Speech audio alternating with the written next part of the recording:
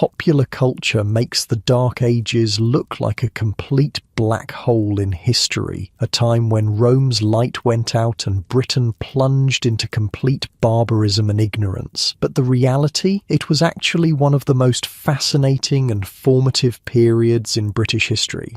And I'm about to show you exactly what your life would have been like if you'd been born in this misunderstood era.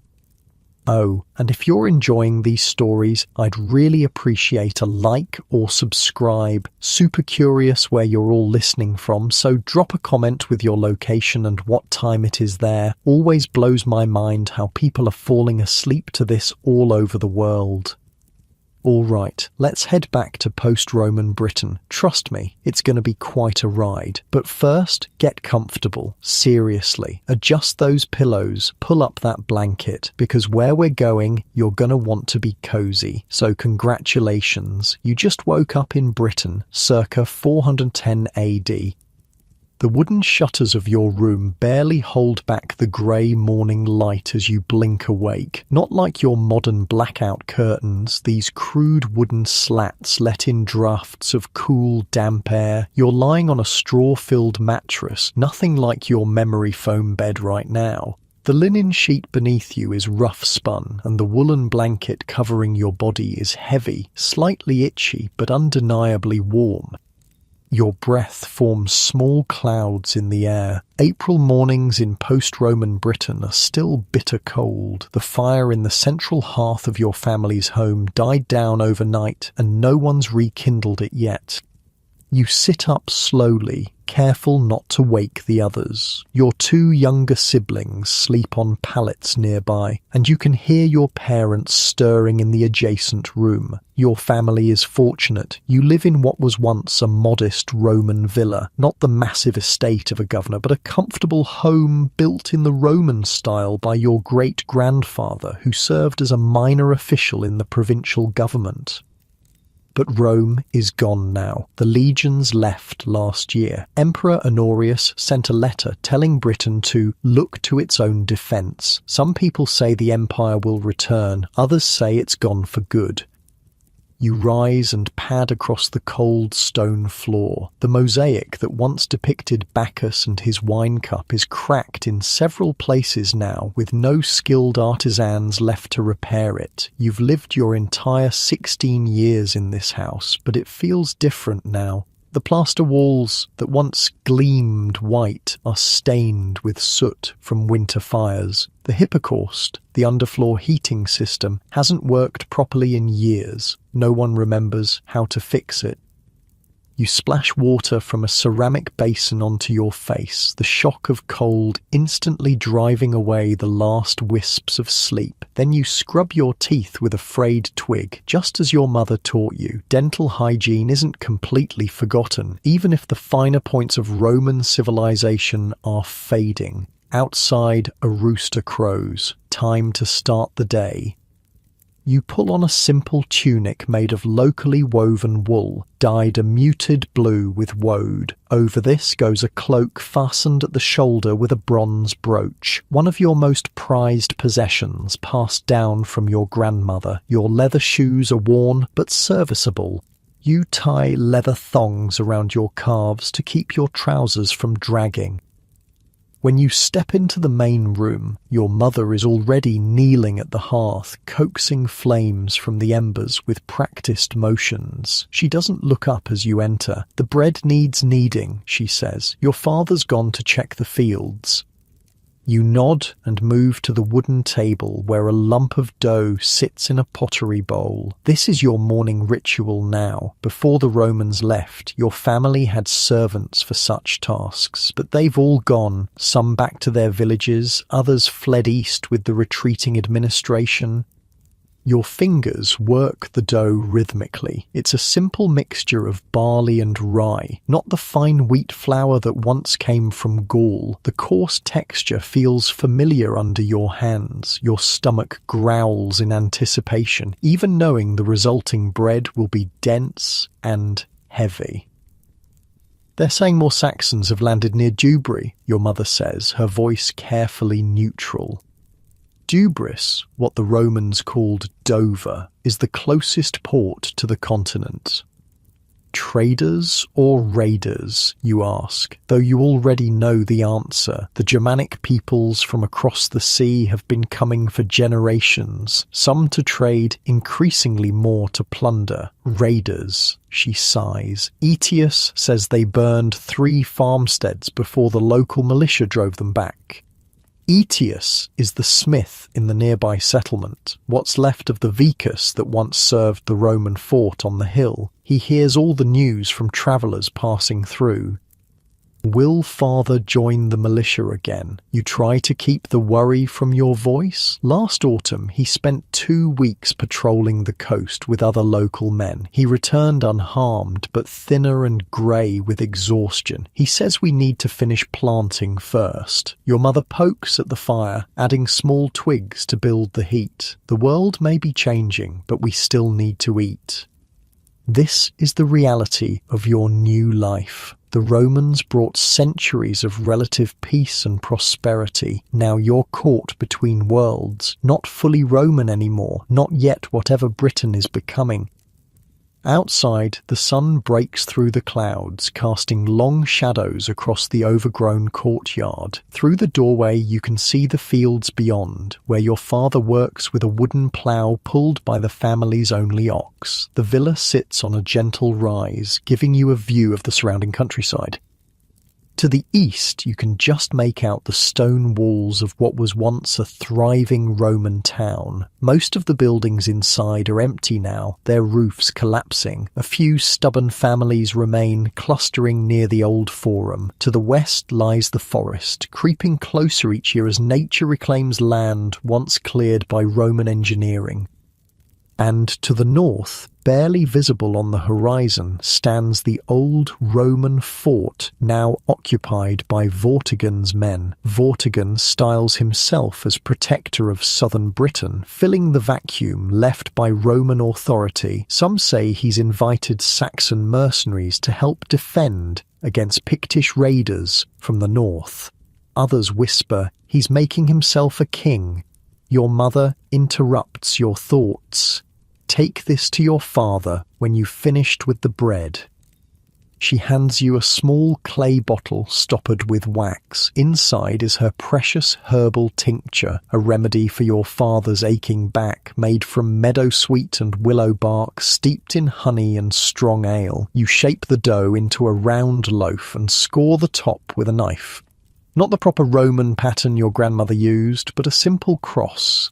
Your mother takes it from you and slides it into the clay oven built into the side of the hearth.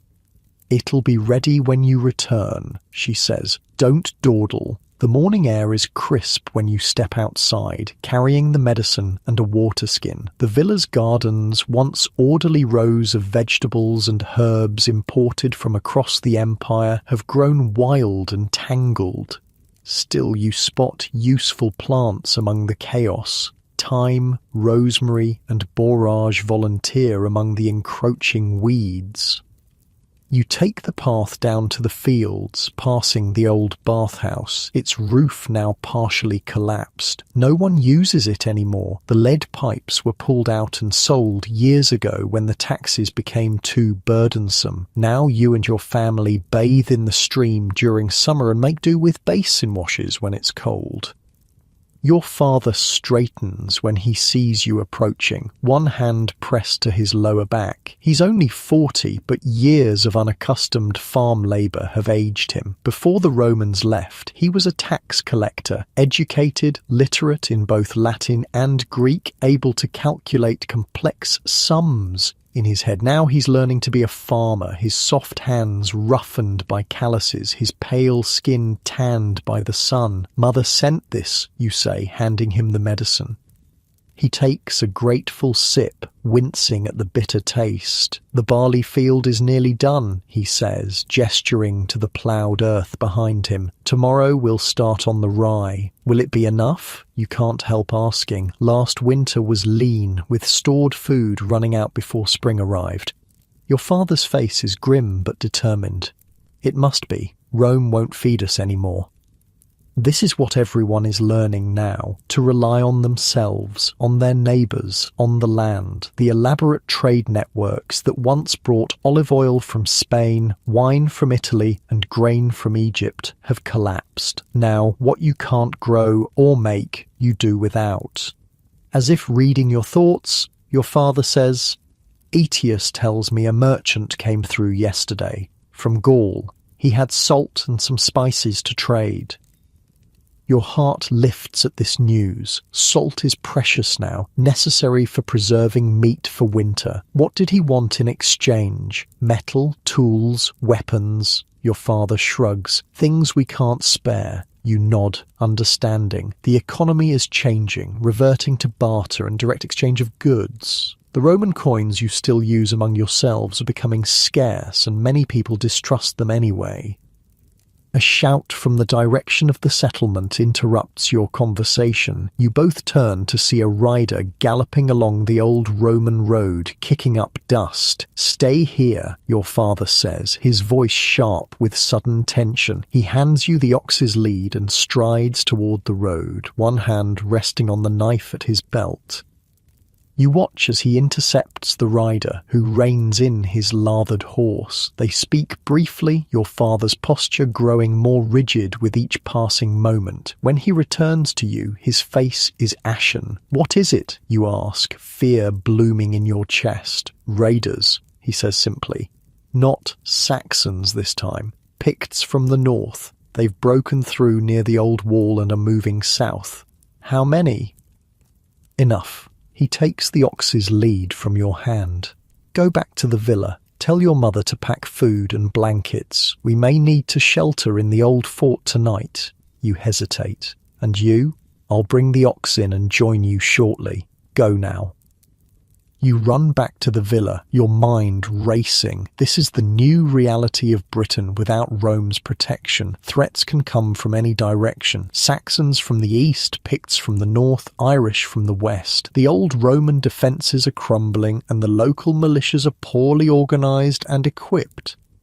When you burst into the main room, your mother takes one look at your face and knows. She doesn't waste time with questions, immediately calling your siblings and beginning to gather essentials. "Take only what we need for a few days," she instructs, her voice calm but her movements quick and efficient, "and bring your grandfather's old sword from behind the grain bins." This surprises you. The sword, a Roman gladius that your grandfather carried as an auxiliary officer, has hung unused for years. "Father has his knife," you say. Your mother's eyes are hard. "A knife may not be enough this time." You retrieve the sword, wrapped in oiled cloth to protect it from rust. It's heavier than you expected, the bronze hilt worn smooth from your grandfather's grip. You've never trained with it. Such military skills seemed unnecessary in your lifetime. Now you wish you had.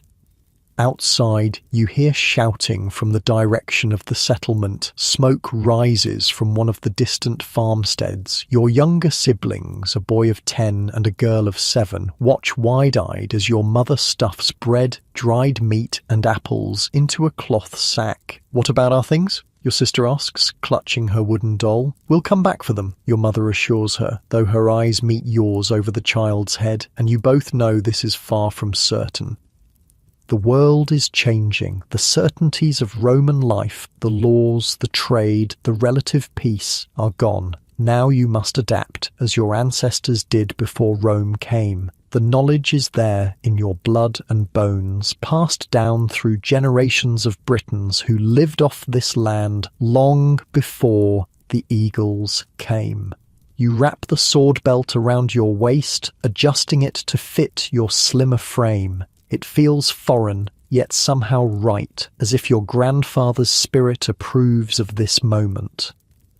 Your father appears in the doorway, breathless from running. "They're closer than we thought," he says. "No time for the fort. We need to hide in the old storage caves by the stream. These caves, really just deep cellars dug into the hillside, were used by your great-grandfather to store grain and wine in the villa's prosperous days. They're damp and uncomfortable, but well hidden beneath thick vegetation."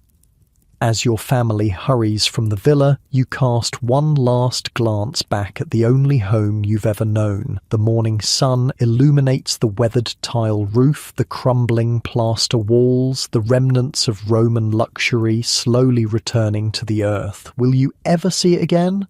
Will your children or grandchildren remember that once this was part of the greatest empire the world had ever known? For now, such questions must wait. Britain is entering its dark age, not because knowledge has disappeared or civilization has truly ended, but because the old certainties are gone. In this new world, survival comes first. Learning to adapt, to blend Roman ways with ancient British knowledge will determine whether your family thrives or perishes in the decades to come. As you follow your parents down the overgrown path toward the stream, you realize that you stand at a turning point in history. The Roman chapter of Britain's story is ending. What happens next will be written by people like you, caught between worlds, carrying the past forward into an uncertain future. The path leads downward toward the shelter of the earth. Behind you, thin columns of smoke rise from scattered farmsteads, and to the north, just visible through the trees, men are moving, small dark figures against the horizon, coming ever closer. You adjust the unfamiliar weight of your grandfather's sword and hurry to catch up with your family. Whatever comes next, you will face it together, as Britons have always done. The clouds part briefly, allowing a shaft of sunlight to illuminate the path ahead. For just a moment it feels like a sign, not from the Christian God your mother prays to, nor from the old Roman deities, but from something older still, the spirit of Britain itself, enduring beyond empires and invasions, beyond individual lives and generations. This land has seen peoples come and go. It will survive this transition too, and so, perhaps, will you. You quicken your pace, moving from the fading light of one age into the uncertain dawn of another. The small settlement of Gleston rises from the morning mist like a stubborn memory. 40 years have passed since Rome abandoned Britain, and the world has transformed around this cluster of wooden buildings nestled alongside the stone ruins of what was once a minor Roman trading post. You stand at the edge of the village common, your breath visible in the cool morning air. Smoke rises from thatch-roofed houses, curling upward in lazy spirals. The village is coming alive around you. A half-century after the legions departed, Britain has fragmented into a patchwork of small communities. Some cling to Roman ways, others embrace older traditions, and many, like Gleston, have forged something new from the pieces of the past. You are the grandchild of that Romano-British family that fled the villa 2 generations ago. Their desperate flight through the countryside ended here, among a group of survivors who banded together for protection and sustenance. Over time, what began as a temporary refuge became a permanent settlement.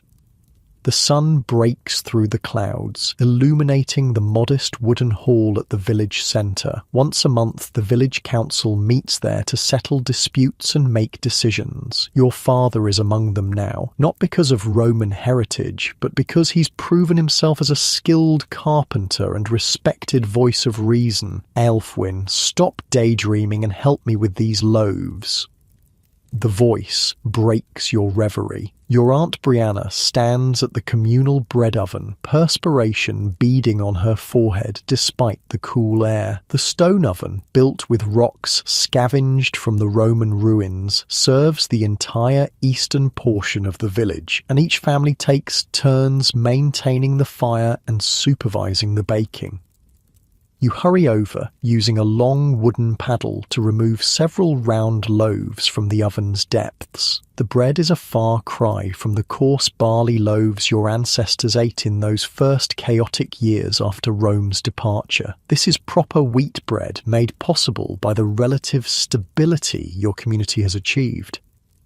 Mind you don't burn yourself, Brianna cautions, though her tone is affectionate. At 16, you're considered almost an adult, trusted with important tasks, yet still learning the complexities of village life. The aroma of fresh bread draws children like bees to honey. Two small boys appear, hoping for scraps. You recognize them as the tanner's sons, their clothing bearing the faint but distinctive odor of their father's trade. "Go on with you," Brianna says, though she slips each child a small piece of crust, "and tell your mother her loaves will be ready by midday." As the children scamper off, you help stack the finished bread in a willow basket. "These loaves will feed 3 families today, including your own. Tomorrow, another group will use the oven." This system of shared resources and staggered labor has evolved organically over the years, allowing the community to survive despite limited tools and expertise. "Take these to Elder Oswine's house," Brianna says, handing you 2 loaves wrapped in linen. "He's having those traders from the coast for midday meal." You nod, understanding the importance of the task. Oswine is the village headman, elected by the council for his wisdom and fairness. The coastal traders bring valuable salt, metal tools, and occasionally exotic goods from distant lands. Maintaining good relations with them is crucial for Gleston's prosperity. The village has grown considerably since its founding. What began as a cluster of hastily constructed shelters now comprises about 30 households arranged in a rough circle around the common grazing ground. Some buildings, like Oswine's Hall and the small wooden church, boast plank walls and proper wooden shingles. Most homes are wattle and daub constructions with thatched roofs, simpler but effective against Britain's damp climate. As you walk through the settlement, you pass women preparing the midday meal, men repairing tools or working leather, and children chasing chickens that peck at the muddy ground. Life here bears little resemblance to the Roman villa your grandparents described, yet there are echoes of that lost world. The iron cooking pots passed down through generations, the occasional glass bead or bronze brooch worn as jewellery, the Latin words that pepper the evolving language of your community. Outside Elder Oswine's hall, you pause to straighten your woolen tunic and adjust the linen headscarf that marks you as an unmarried woman. Your clothing is hand-spun and hand-dyed, coloured with woad for blue and various plants for greens and yellows. The patterns woven into your belt reflect both Roman geometric designs and older British motifs, a visual representation of your blended heritage.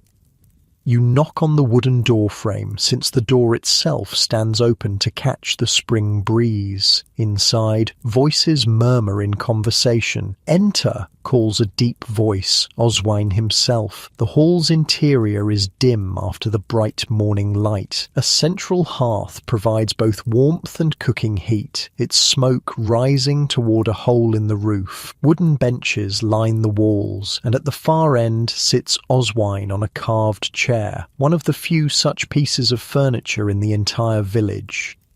3 strangers sit opposite him, their sea-weathered faces marking them as the coastal traders. Their clothing is different from village attire: leather boots that rise to the knee, woolen cloaks fastened with elaborate brooches, and most notably sealskin caps that seem exotic to inland eyes. "Ah, Elfwyn," Oswine says, rising to greet you. "Brianna's bread, I presume. Perfect timing." You present the loaves with a slight bow, a gesture that reflects the formal manners still taught by the village elders. Oswine takes them with a nod of thanks. "Stay a moment," he says. "These men bring interesting news from the east." The oldest trader, a man with a grizzled beard, streaked with grey, looks you over with shrewd eyes. "Your grandfather was Roman, wasn't he, girl?" The question surprises you. "My great-grandfather served Rome," you answer carefully, "but we are Britons." He nods, seemingly satisfied. They're coming again, you know. Not Romans this time. Saxons, Angles, Jutes. More every season. They've established kingdoms in the east. This is not entirely news. For years, there have been reports of Germanic settlers establishing permanent territories along Britain's eastern shores. What began as raids evolved into migration, with families crossing the North Sea to claim land. "Do they threaten the coast road?" Oswine asks, his voice betraying concern. The ancient track that connects Gleston to the sea is the village's lifeline to trade. "Not yet," the trader replies, "but they're pushing westward. The British kingdoms are fighting back in some places. In others, they're making accommodations, trading land for peace." You listen intently, understanding the implications. Gleston exists in a precarious balance, too small to defend itself against a determined attack. The village relies on its remoteness and good relations with neighbouring settlements for protection. "There's a warlord rising among the Britons," another trader adds. "Some call him Ambrosius, others have a different name for him." He pauses dramatically. "Artorius."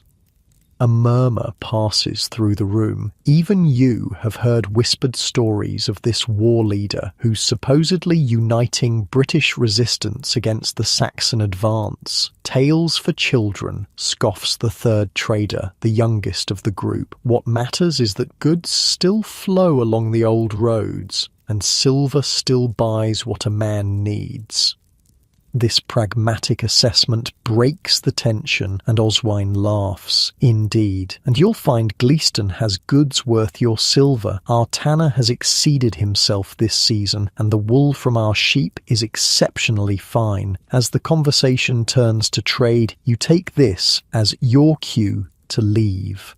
Oswine catches your eye and nods slightly. A dismissal, but also acknowledgement of your presence during this important exchange. As the headman's carpenter, your father will hear all the details tonight. Outside, the village hums with midday activity. The smell of cooking food mingles with the earthy scents of livestock and turned soil. Spring planting is underway in the fields beyond the settlement, where strips of land are allocated to each family according to need and ability to work them. You head toward the small stream that provides Glaston with fresh water. Several women are already there, filling wooden buckets and exchanging gossip. Among them is Edith, whose family trades primarily in wool and whose brother has been showing interest in you at recent village gatherings. "Elfwyn," she calls, waving you over. "Is it true the coastal traders are at Oswine's?" You nod, joining her at the stream's edge. "They bring news of Saxon kingdoms in the east." Edith's eyes widen. "My father says we should be concerned. Others think they'll never push this far inland." Oswine seemed worried, you admit, lowering your voice, "but the traders still travel the coast road without trouble." As you help Edith fill her bucket, your thoughts drift to the wider world beyond Gleston. Your grandparents spoke of a Britain fully integrated into a vast empire, with roads connecting it to distant Rome itself. That world is gone, yet people adapt. New connections form, new communities rise from the remnants of the old. The sound of a horn interrupts your musing, a single clear note that echoes across the settlement. Everyone freezes, conversations halting mid-sentence. A second blast follows, and tension visibly drains from the villagers. 2 blasts means visitors, but not danger. Had it been a single prolonged note, every man would be reaching for weapons, every woman gathering children. "Travellers on the North Road," someone calls out, and curious villagers begin moving toward the village entrance. You and Edith join the small crowd gathering to witness the newcomers. Visitors are relatively uncommon in spring, when most communities are focused on planting. They typically bring news, goods for trade, or occasionally new skills.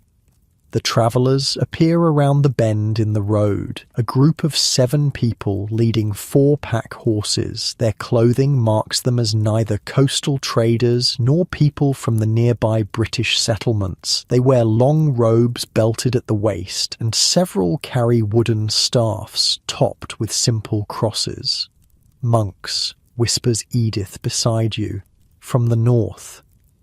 Christianity has maintained a foothold in Britain since Roman times, though practices vary widely from place to place. Gleaston's small wooden church serves both Christians and those who maintain older beliefs, with the village priest negotiating a pragmatic balance between traditions. The monks approach Oswin, who has emerged from his hall to greet them. The villagers watch with undisguised curiosity as formal greetings are exchanged. Then, to everyone's surprise, Oswine gestures toward the church and leads the visitors in that direction. "What do you suppose they want?" Edith asks. "Perhaps they journey to establish a new monastery," you suggest. "I've heard they seek remote places for their settlements." The idea of a monastery near Gleaston is both intriguing and slightly concerning. Such establishments often become centres of learning and craft, but they also represent change, and change has not always been kind to Britain in recent memory. As the crowd disperses, returning to their midday tasks, you make your way home with a bucket of fresh water. Your family's dwelling is modest but comfortable, a rectangular structure with walls of wattle and daub, a packed earth floor covered with fresh rushes, and a central hearth that serves for both cooking and warmth. Your mother stirs a pot of pottage hanging above the fire, a thick stew of barley, beans, and whatever vegetables are available. Today, the first tender greens of spring have been added, along with precious salt preserved from last year's trade. The bread is ready, you tell her, setting down the water bucket, and monks have arrived from the north. "Oh, monks?" She looks up with interest. Like many in Gleaston, your mother practices a blend of Christian devotion and older traditions. She wears a cross carved from jet alongside a small amulet of polished amber inherited from her grandmother. "I wonder if they bring books." Books are rare treasures now. Your family owns none, though your father can read the Latin script taught to him by his father. Literacy has declined since Roman times, but hasn't disappeared entirely. In Gleaston, the priest maintains a few precious manuscripts, and some elders teach children their letters using sticks in the dirt or chalk on slate.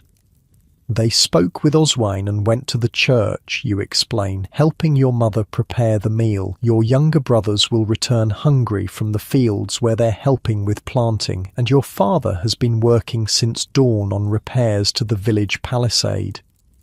The simple wooden fortification encircling Gleaston is another adaptation to post-Roman life. Not as formidable as Roman walls or the hill forts of ancient times, it nevertheless provides some protection against wild animals and small groups of raiders. Each family contributes to its maintenance according to their abilities. As you work, you reflect on how your community has created a new way of life from the fragments of the past. Roman techniques for agriculture blend with older British farming methods. Christian prayers mingle with pre-Roman rituals for planting and harvest. Latin words pepper the evolving language spoken in Gleaston, neither fully Roman nor purely British, but something new emerging from the meeting of cultures. This is the reality of Dark Age Britain, not a descent into complete barbarism as later histories might suggest, but a time of adaptation, of holding on to useful knowledge while developing new solutions to the challenges of a changed world. The aroma of the cooking pottage fills the small house and your stomach rumbles in anticipation. Midday meal is the largest of the day, providing strength for afternoon work. In the evening, you'll likely have bread with cheese or perhaps leftover stew, eaten as the light fades and the village prepares for sleep. Outside, you hear the shouts of children playing, the rhythmic sound of the blacksmith's hammer, the bleating of sheep being driven to fresh pasture. Life continues in this small community, changed from Roman times yet thriving in its own way, creating the foundations of what will someday be medieval England.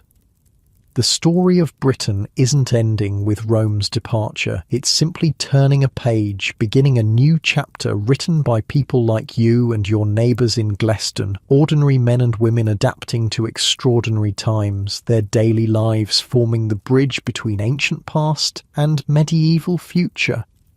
The last rays of sunset cast long shadows across the valley as you make your way along the winding path. 100 years have now passed since the Romans departed Britain, and the island has transformed once again. The wooden cross atop the small stone church catches the fading light, gleaming like a beacon against the deepening blue sky.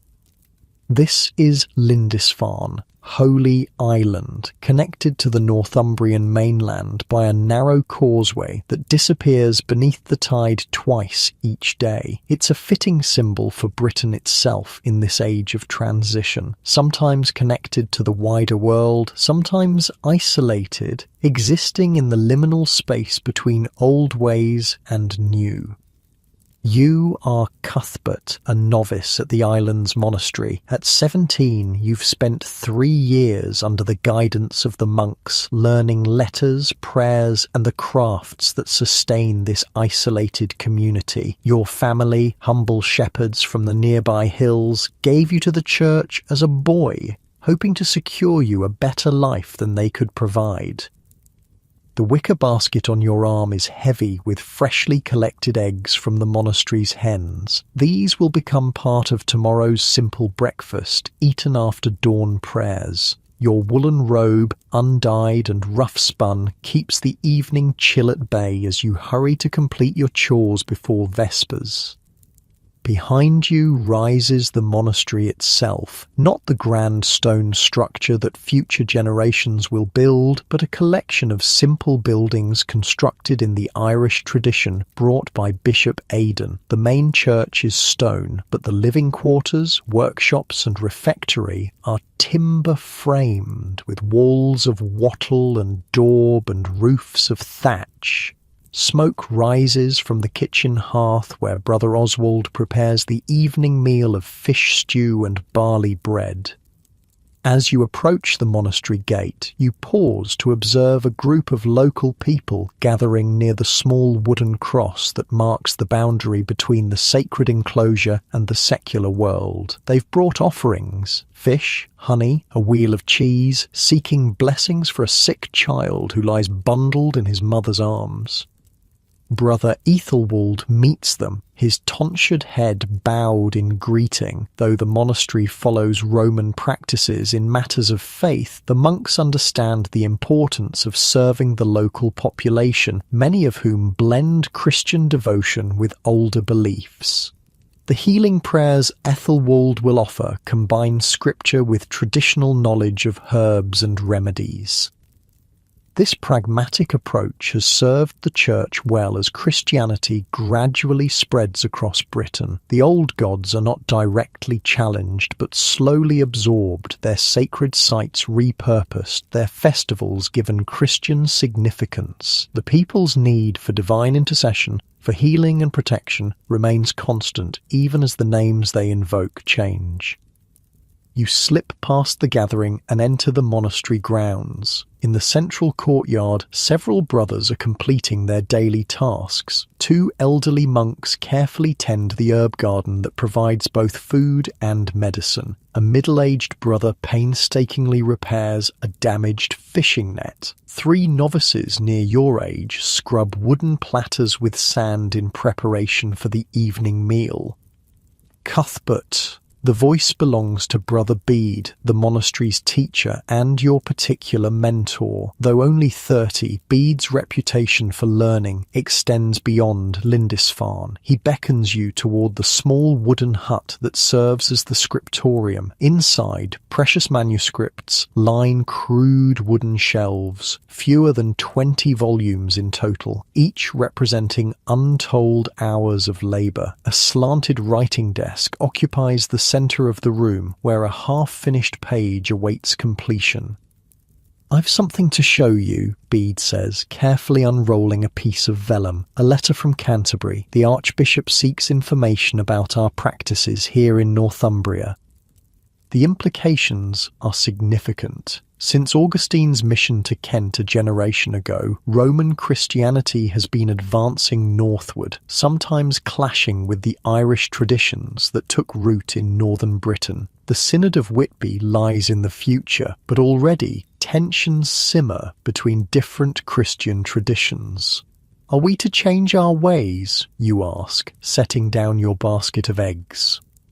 Bede's expression remains neutral. "Knowledge flows in many directions, Cuthbert. Rome brings certain traditions, yes, but they learn from us as well. The important work is preserving wisdom, not arguing over the date of Easter." This pragmatism characterizes much of life in 7th century Britain. After generations of upheaval, practical solutions take precedence over dogmatic purity. Communities adapt, incorporating useful elements from different traditions while discarding what doesn't serve their needs. The monastery bell sounds, calling the brothers to evening prayers. You follow Bede from the scriptorium, joining the procession of dark-robed figures moving toward the small stone church. Inside, tallow candles cast flickering shadows across whitewashed walls decorated with simple, painted crosses. The brothers arrange themselves in rows, the abbot at their head. The evening office begins, Latin prayers chanted in the distinctive cadence that characterizes Northumbrian monasticism. Though you understand only portions of the ancient language, the rhythm is soothing, creating a sense of connection to something larger and more enduring than individual lives. Through the open door, you can see the sky darkening over the North Sea, stars appearing one by one. On clear nights like this, it's said that the holy men can see all the way to Iona, where Columba established the monastery that birthed your own community. The sea connects rather than divides, carrying not just physical goods, but ideas, beliefs, and practices between Ireland, Britain, and the continent.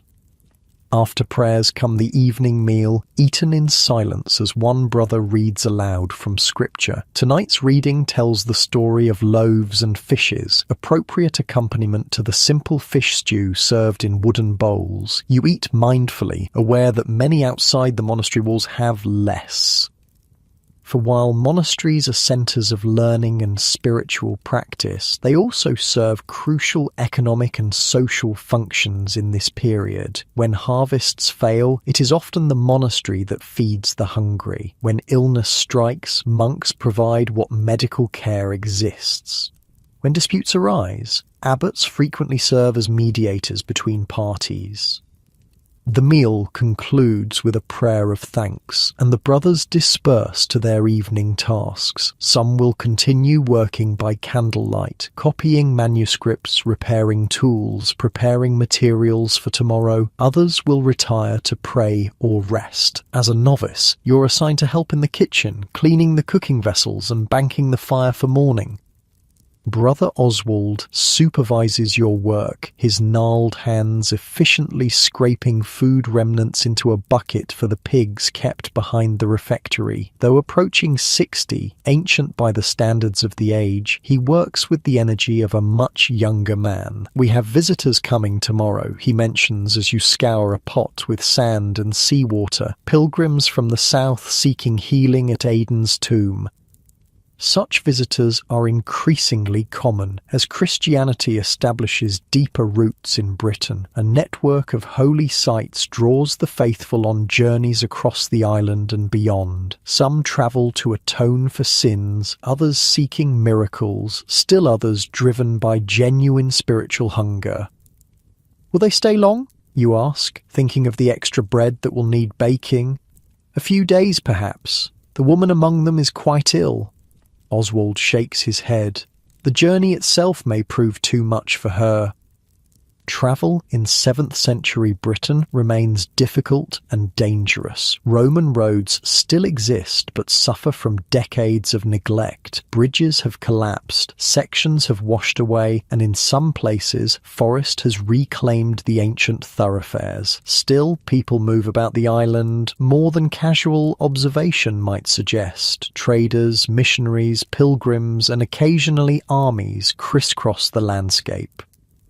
Your work complete, you step outside into the full dark of early evening. The monastery is quieting now, brothers retiring to the dormitory for the night's rest before matins calls them to prayer again in the pre-dawn hours. A few candles still burn in the church where the abbot and senior monks continue their devotions.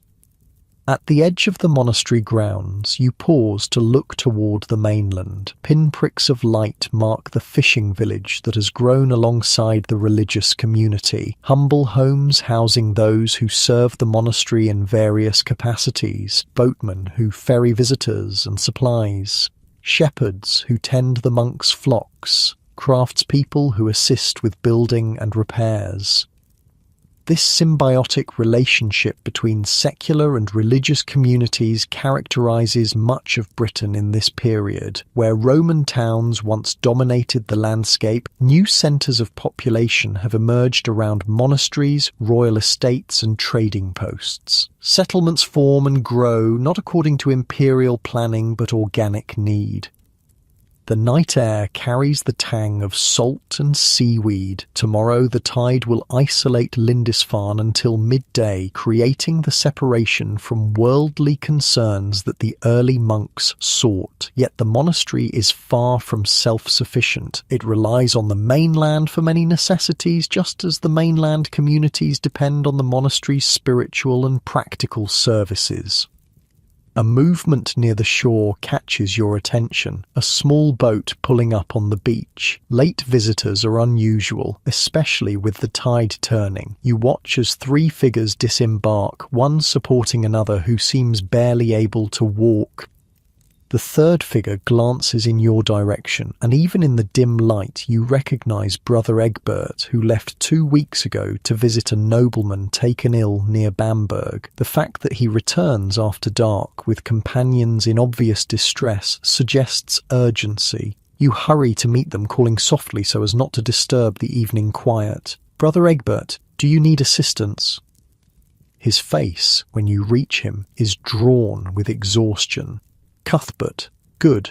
Help me bring them to the infirmary. The woman has fever, and the man was wounded defending her from robbers on the road. The woman is unconscious, her skin burning to the touch as you help carry her." The man limps beside you, one arm wrapped in a blood-soaked cloth. Neither wears the simple clothing of local people. Their garments, though travel-stained, are finely woven and dyed in rich colours.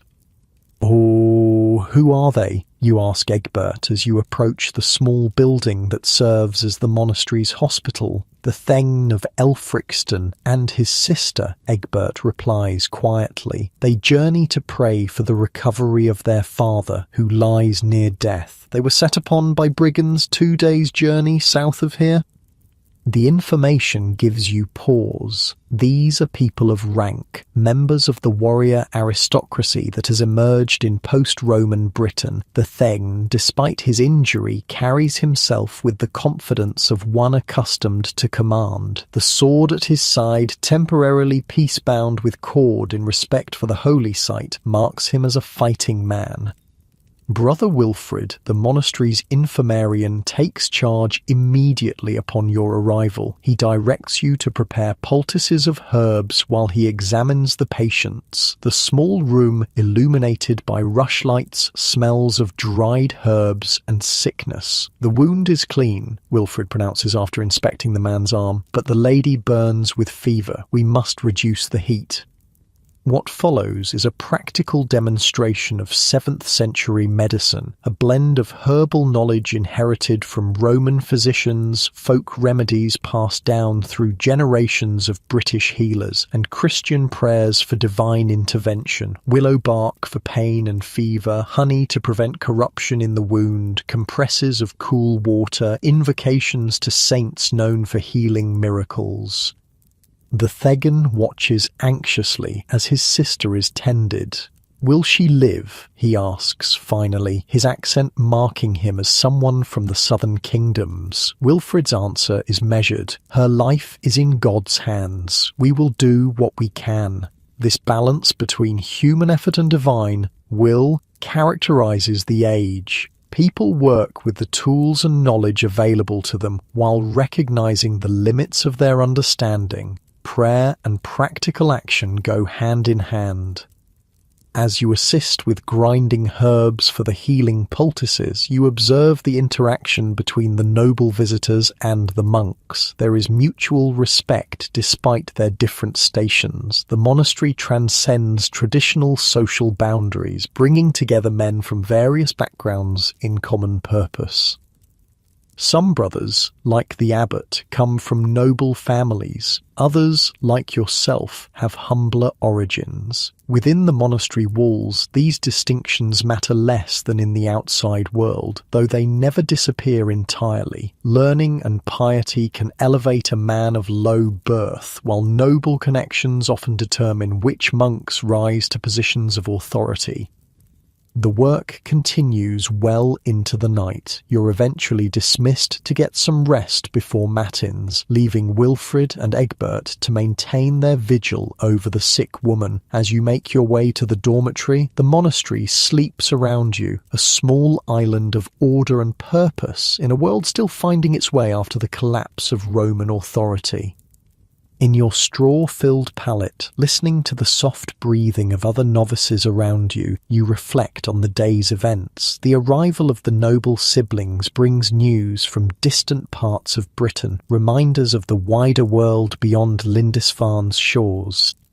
Their journey, interrupted by violence yet continuing in faith, mirrors Britain's own path through these uncertain times. The old Roman order has faded. New kingdoms rise and fall across the landscape. Different traditions, native British, Roman, Irish, Anglo-Saxon, blend and transform one another. Yet certain constants remain. People still seek meaning and purpose. Communities still form around shared needs and beliefs. Knowledge is still valued and preserved, though in new forms and institutions. As sleep claims you, your last conscious thought is of the manuscripts in the scriptorium, each page a bridge connecting past wisdom to future generations. In the morning, you'll resume your lessons, adding your small contribution to the continued transmission of learning through the so-called Dark Ages, which contain far more light than later histories might suggest. Outside, the tide rises around Lindisfarne, temporarily separating it from the mainland. The rhythm of water, like the rhythm of prayers that structure monastic days, provides continuity amid change, a reminder that even in times of transformation, certain patterns endure.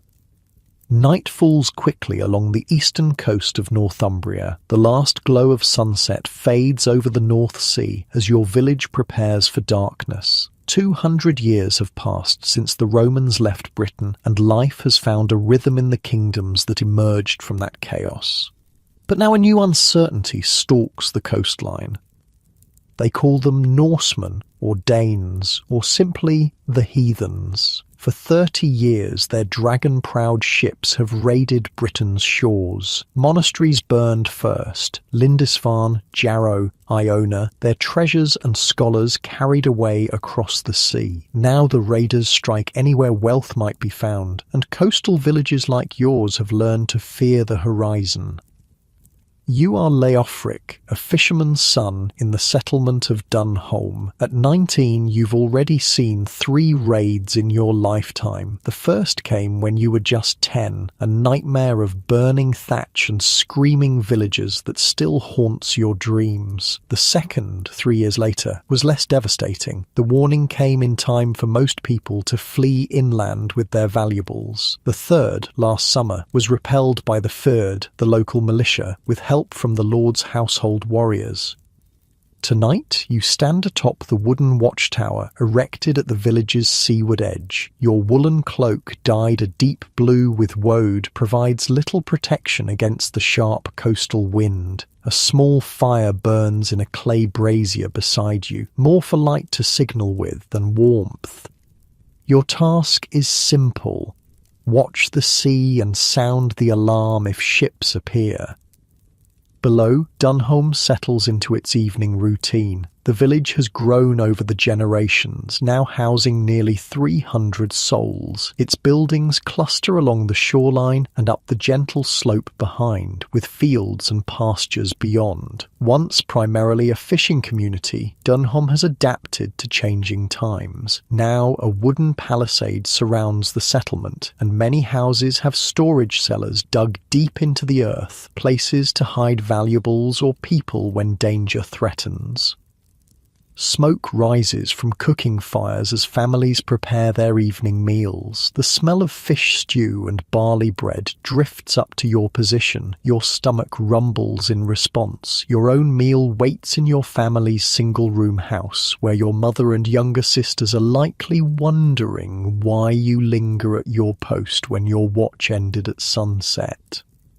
The answer stands beside you. Ethelflaed, daughter of the village reeve. Her presence at the watchtower is improper, strictly speaking. An unmarried woman of 17 should be home with her family, especially as darkness falls. But Ethelflaed has never much concerned herself with propriety.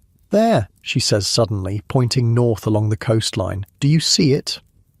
Your heart stutters as you follow her gesture, expecting to see the dreaded sail of a Norse longship. Instead, you make out the bobbing light of a torch moving steadily along the cliff path that connects Dunholm to the next settlement northward. Just a traveller, you say, releasing a breath you hadn't realised you were holding. Perhaps a messenger from Lord Edwulf. Ethelflaed nods, disappointment evident in her posture. Unlike most villagers who pray daily to be spared another raid, she seems almost to court excitement. The daughter of the village's leading official, she's learned to read and write from the local priest, and hungers for a world larger than Dunholm can provide.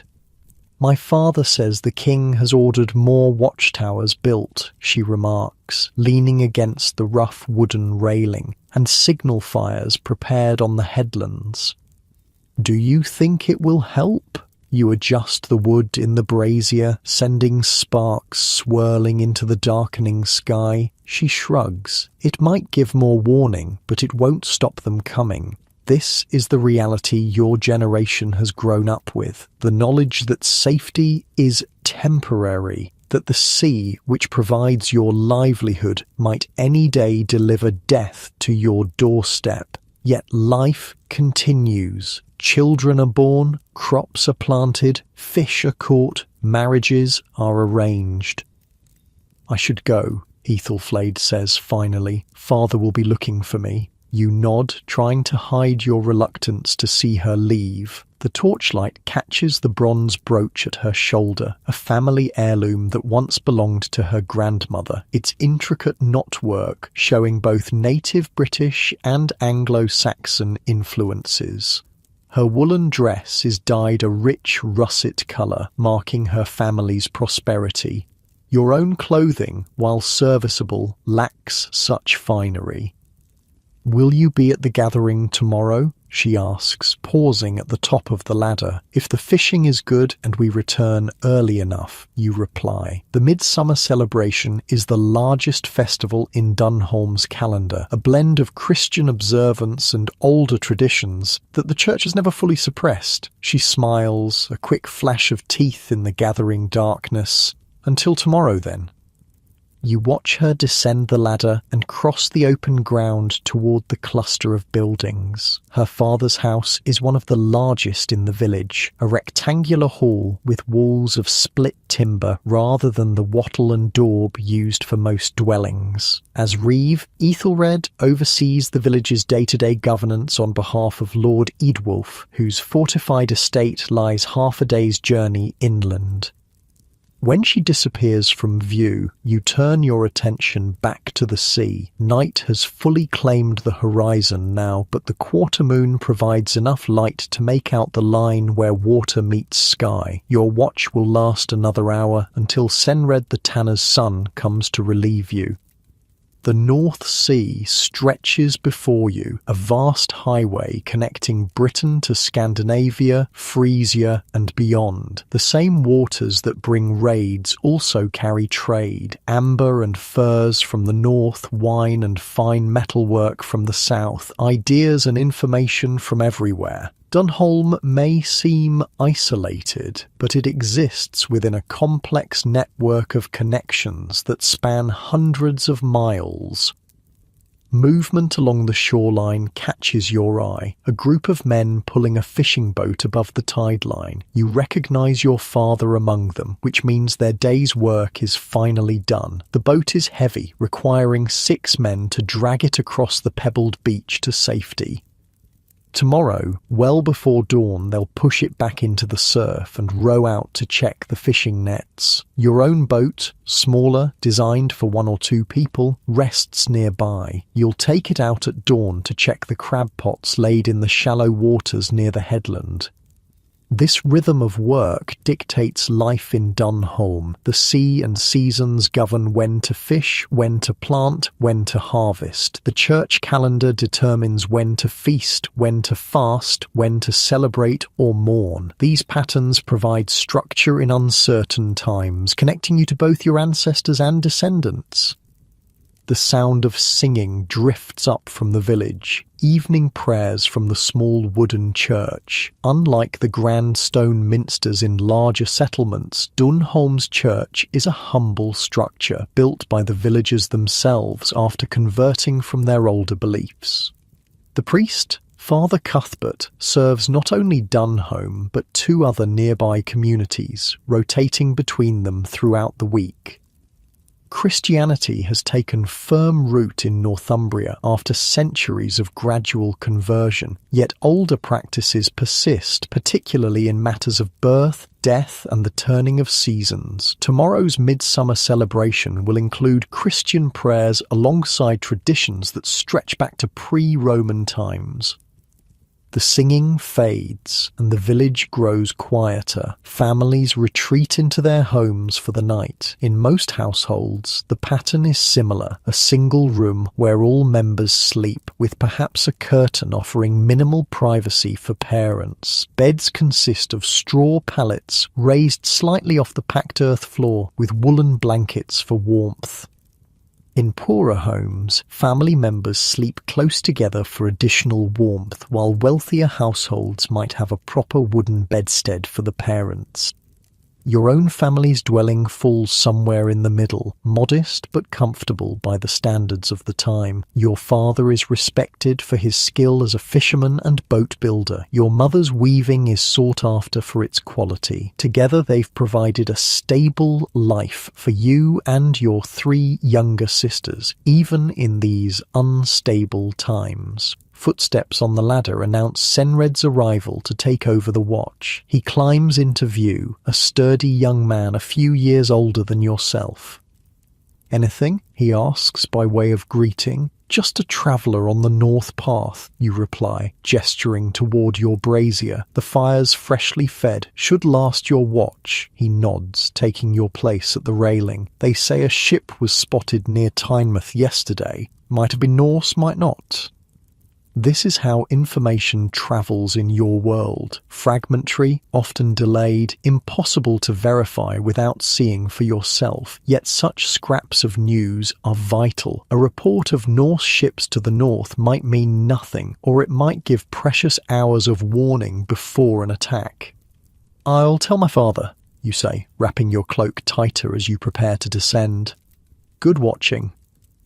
The climb down is familiar, each rung of the ladder worn smooth by countless hands. At the bottom, you pause to look back at the watchtower silhouetted against the night sky. It's a simple structure, 4 posts supporting a platform, but it represents how your community has adapted to the Norse threat. 20 years ago, no such precaution existed. Now it's unthinkable to leave the coast unwatched.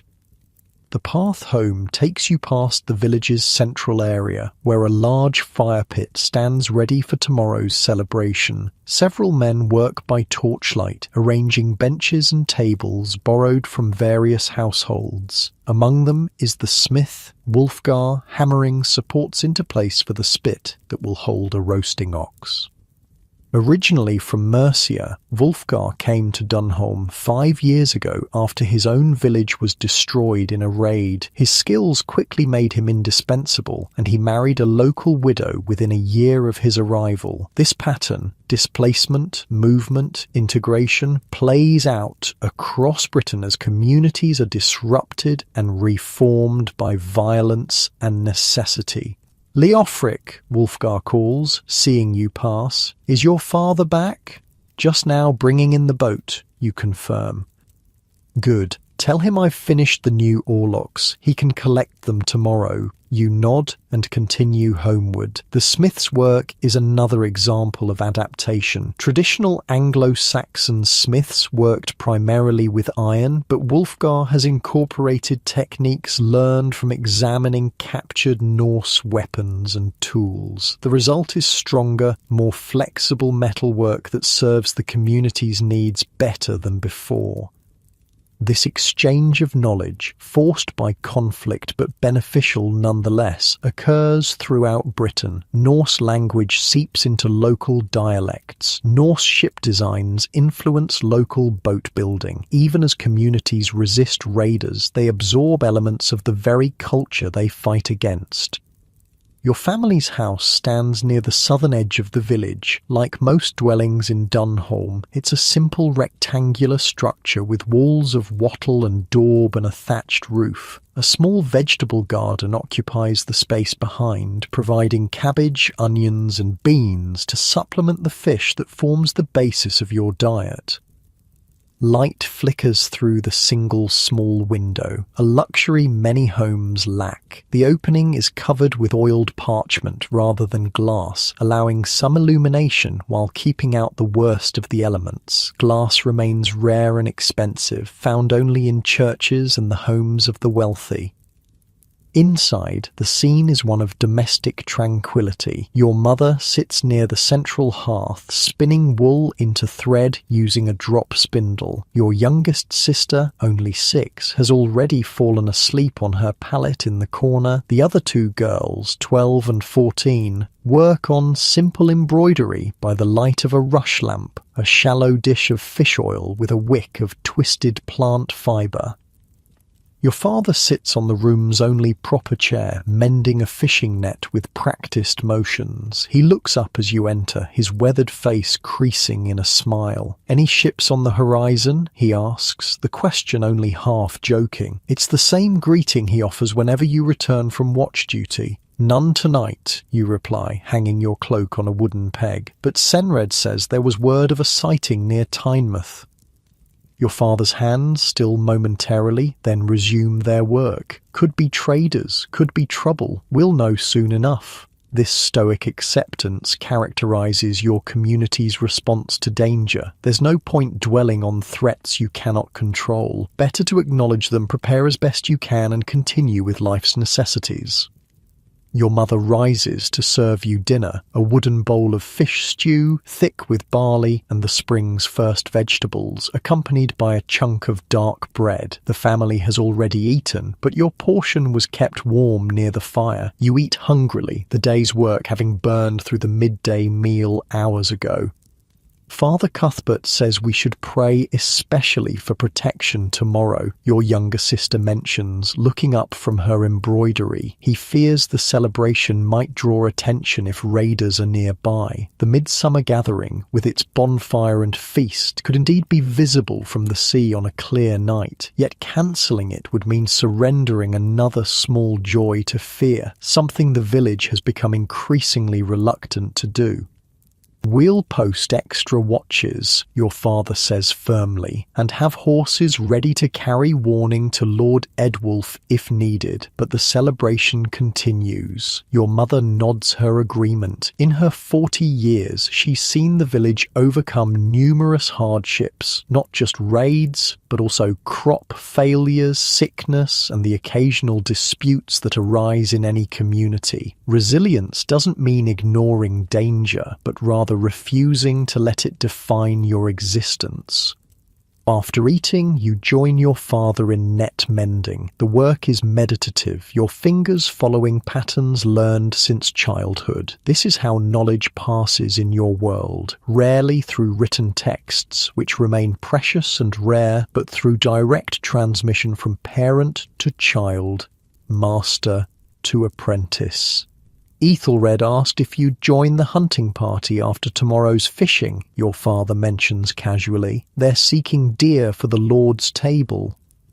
The invitation is significant. Hunting parties are typically limited to the village's leading men and their chosen companions. That the reeve would include you suggests your standing in the community is rising. I'll go, you reply, trying to sound equally casual. Your father hides a smile, seeing through your attempted nonchalance. His daughter seems to find reasons to walk past our boat shed quite often these days.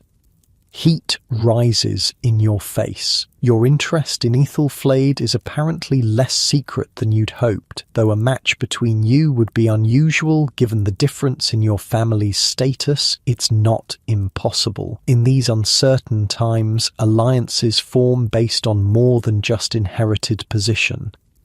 The conversation shifts to practical matters, weather expectations for tomorrow's fishing, repairs needed for the smaller boat, plans for smoking part of the catch for preservation. Soon your eyelids grow heavy, the long day taking its toll. Your sleeping pallet awaits in the corner opposite your sister's. Like theirs, it consists of a straw-filled mattress covered with woolen blankets. In winter, heavy furs provide additional warmth, but in summer, the lighter coverings suffice.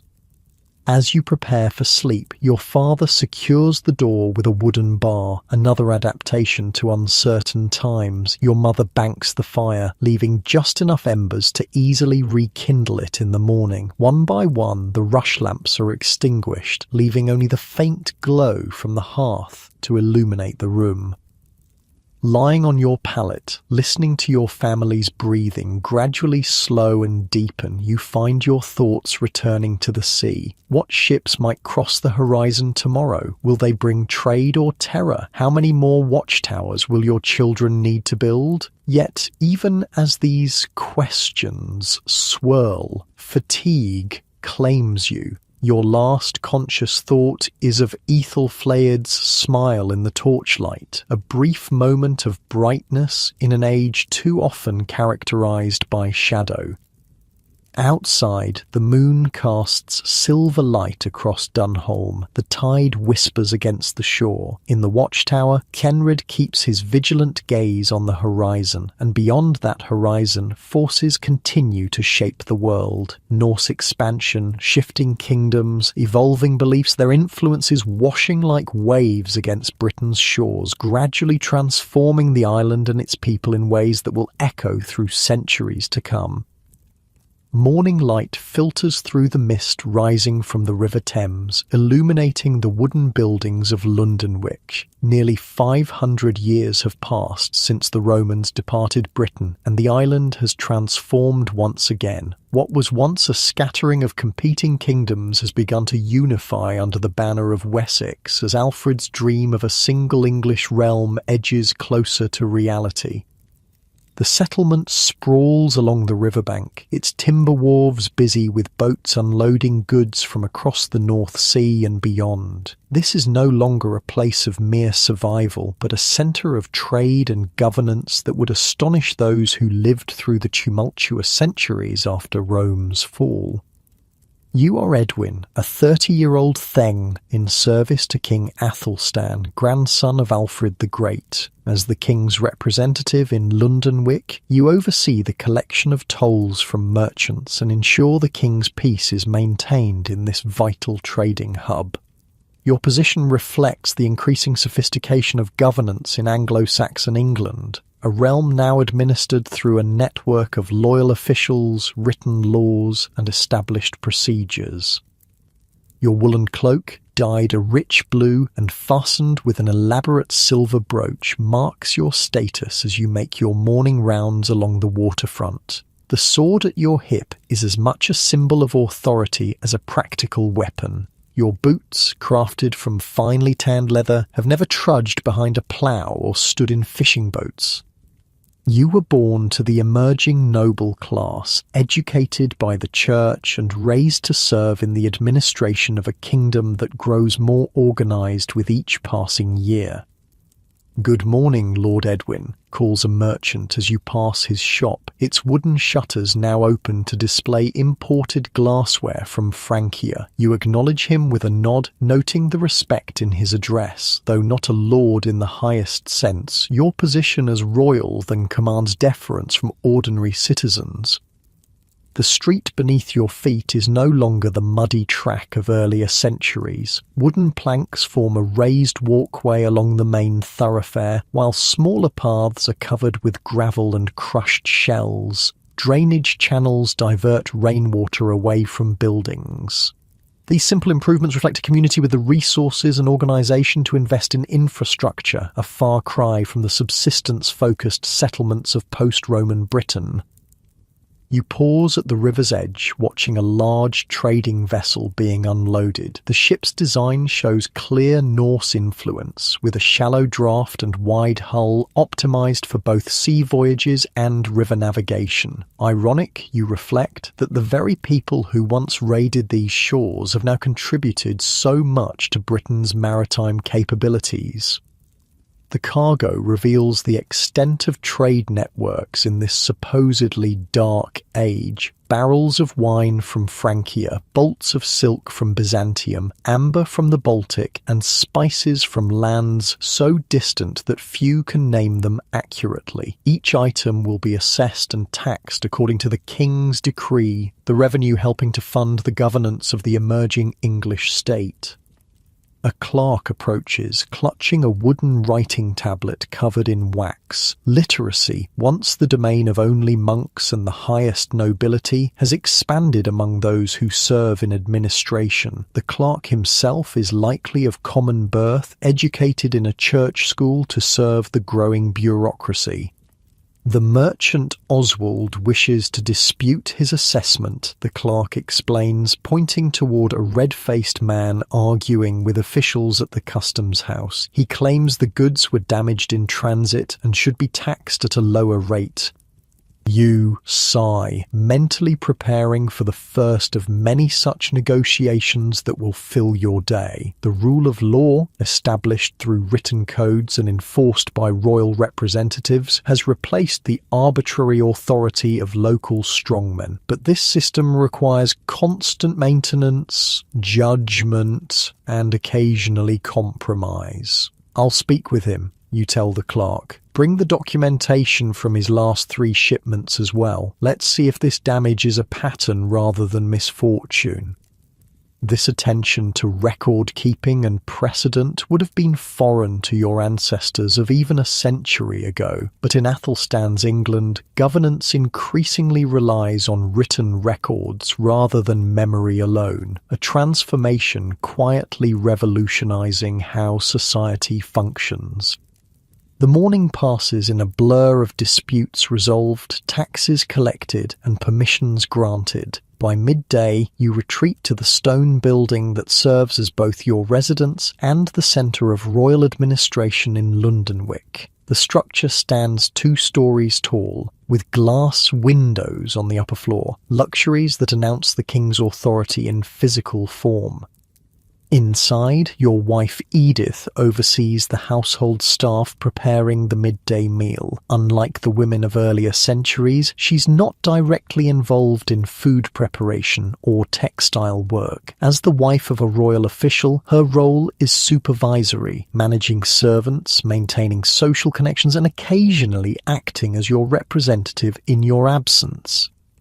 The bishop's envoy arrived while you were at the waterfront, she informs you, adjusting the keys that hang from her belt, symbols of her authority over the household. He awaits you in the receiving room.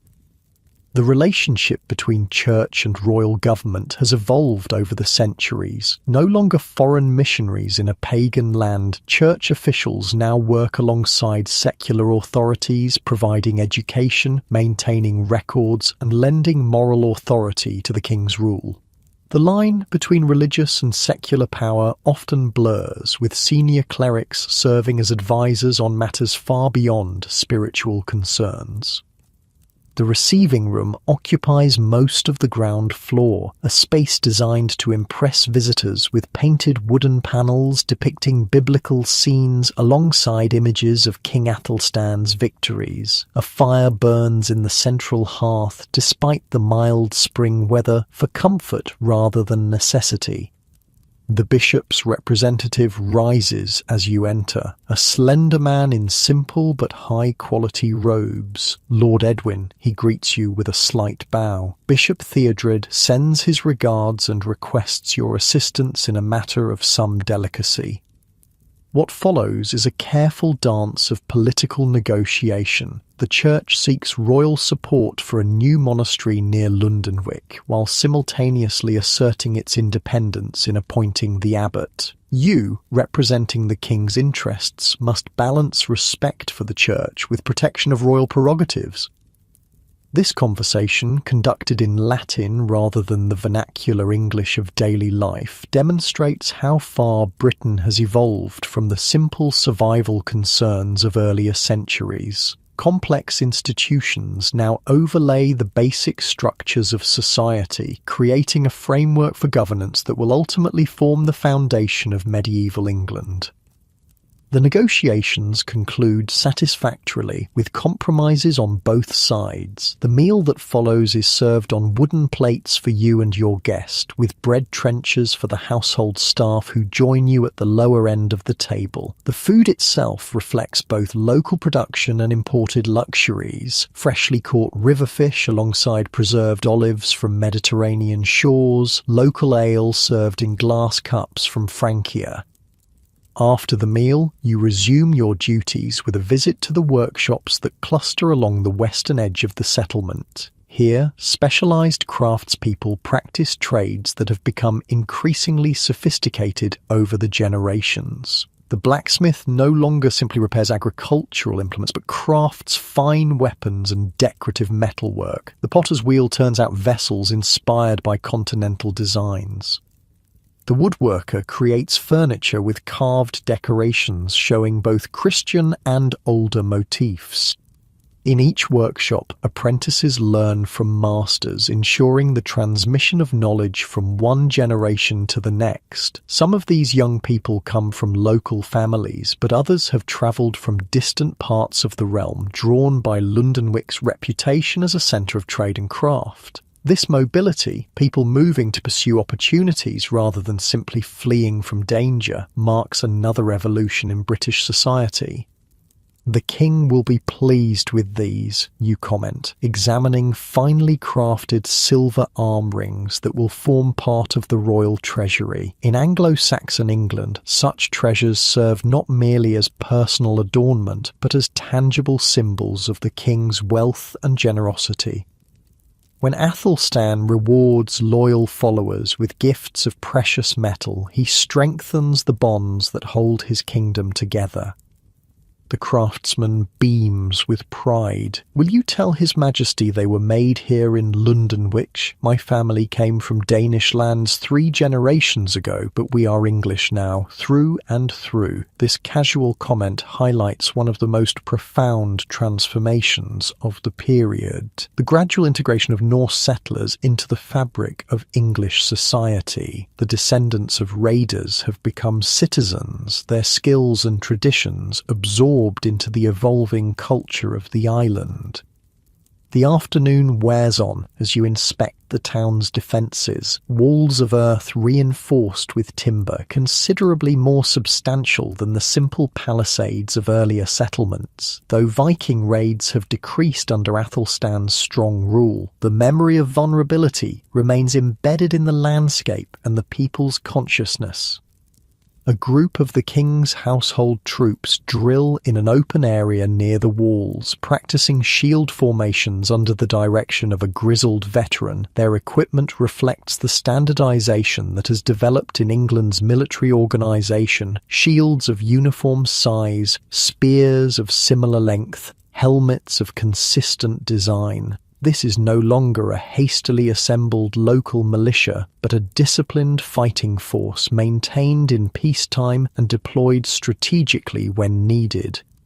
As the sun begins its descent, you make your final stop of the day at the stone church near the centre of Lundenwich. Unlike the wooden structures of earlier centuries, this building is designed to last generations. Its walls are decorated with paintings depicting biblical scenes, the colours still vivid in the late afternoon light.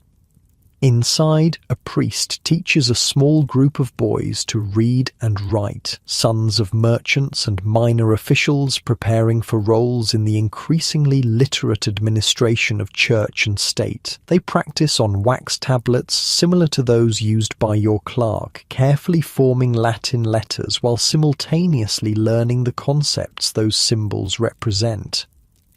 You pause to observe, remembering your own education in a similar setting. The transmission of knowledge through writing has accelerated during your lifetime, with the king himself promoting literacy among his officials. Athelstan's court attracts scholars from across Europe, collecting manuscripts and commissioning new works that preserve and extend human understanding. This quiet scene of education represents a profound truth about the so-called Dark Ages of Britain, that darkness never fully descended, that light was preserved in communities of learning, and that knowledge continued to develop even as political structures transformed. The sun is setting as you return home, casting long shadows across Lundenwich's streets. Lamps are being lit in workshops and homes, extending productive hours beyond daylight. This simple innovation, the routine use of artificial light, symbolizes how far society has advanced from mere survival toward comfort and efficiency. Your household prepares for evening as you arrive, servants lighting rushlights and candles, setting the table for the evening meal, banking fires to maintain warmth through the night. The rhythms of daily life follow patterns established over centuries, yet the context has evolved dramatically. After the evening meal, shared with your wife and the senior members of your household, you retire to a small room on the upper floor that serves as your private study. Such personal space would have been unthinkable for all but the highest nobility in earlier centuries. Now, it represents the increasing differentiation of living areas according to function, another quiet revolution in daily life. By candlelight, you review documents requiring your attention, records of taxes collected, reports from outlying areas, correspondence from the royal court. The governance of England increasingly happens through such written instruments rather than solely through personal presence and spoken commands.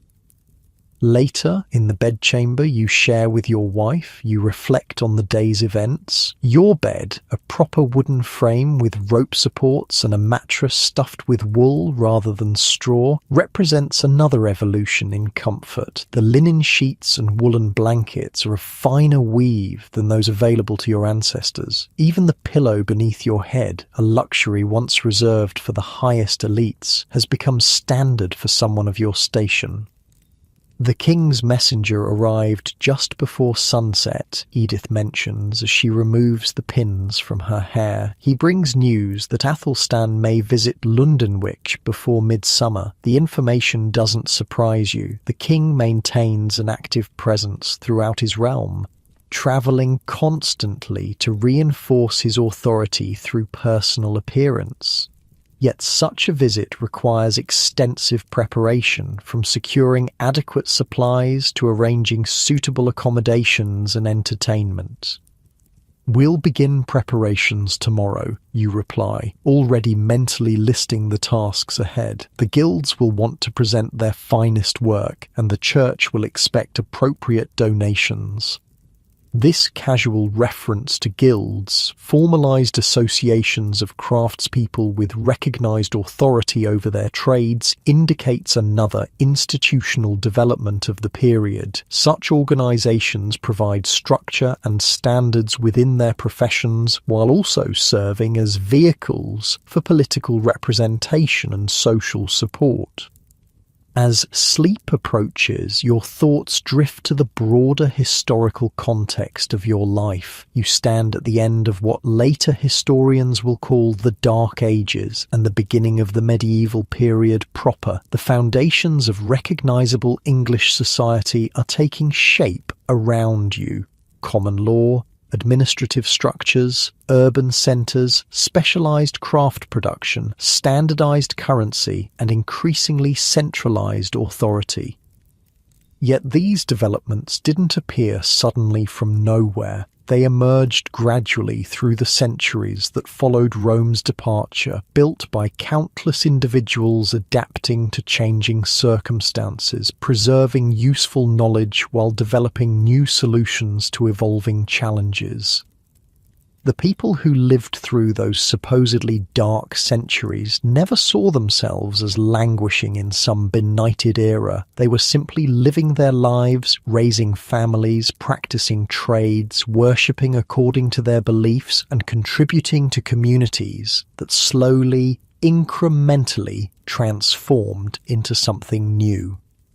As your consciousness fades towards sleep, you're unaware that you occupy a pivotal moment in Britain's history, a time when the fragmented kingdoms of post-Roman Britain have largely consolidated into a realm recognizable as England, when literacy and administrative sophistication have revived and expanded beyond Roman precedents, when architecture and craftsmanship have developed distinctive styles that blend multiple cultural influences. You're equally unaware that future generations will look back on your era not as a continuation of darkness, but as the early light of medieval civilization, a society building the foundations of institutions and practices that will endure for centuries to come. Outside your window, Lundenwic sleeps beneath a canopy of stars, the same stars that shone over Roman Londinium, over the first tentative Anglo-Saxon settlements, over Viking raiders and Christian missionaries. The river that flows past the settlement's wharves has witnessed the entire transition, carrying boats of changing design but similar purpose throughout the centuries. Within this continuity lies the true story of Britain's so-called Dark Ages, not a narrative of collapse and ignorance, but one of resilience and adaptation, of preserving what proved useful while innovating where necessary. The light of civilization never truly extinguished. It merely changed form, flickering sometimes, but always finding new fuel to sustain its flame. As sleep claims you fully, the rhythms of your breathing merge with those of your wife beside you, of your household around you, of London beyond your walls, of England stretching to horizons you've never personally witnessed. In this moment of unconsciousness, you embody the quiet persistence of human society through times of transformation, each generation building upon the foundations laid by those who came before, each individual living not in history but in their own present moment. And with that thought, gently close your eyes and drift off to sleep, carrying with you the echoes of these distant lives that shaped the world we inhabit today. Though their names and specific deeds have mostly faded from memory, their legacy lives on in the languages we speak, the towns we inhabit, the institutions we rely upon, and the cultural patterns that still influence our daily existence, even as we rest our heads on much softer pillows than they ever knew.